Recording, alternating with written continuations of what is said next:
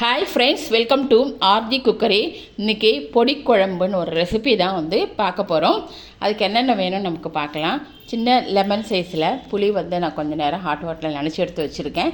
நீ அது எண்ணெய் விட்டு வறுத்து அரைக்க போகிறோன்னு பார்க்கலாம்.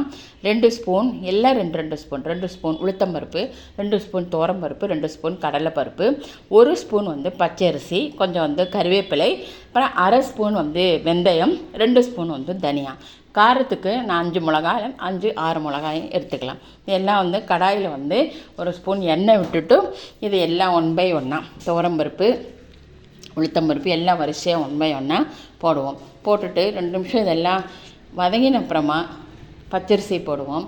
லாஸ்ட்டில் தான் நம்ம வெந்தயம் கருவேப்பிலையும் போட போகிறோம். தனியாக போட்டாச்சு, அப்புறமா மிளகாயும் போட்டாச்சு, அப்புறமா பச்சரிசியும் போட்டாச்சு. இது அடுப்பு கொஞ்சம் ஒரு சிம்மில் வச்சுருந்தோம்னா வறுத்துட்டு பச்சரிசியை சேர்த்துருவோம்.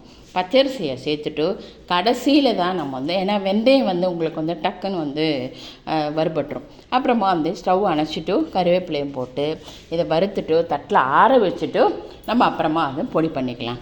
அதுக்குள்ளே நம்ம இதை புளி கரைச்சி வச்சுருக்கோம் இல்லையா, அது புளி தண்ணியை வடிகட்டிட்டு கடாயில் நான் எனக்கு வெண்டைக்காயும் பூசணிக்காயும் தான் வச்சுருக்கேன்.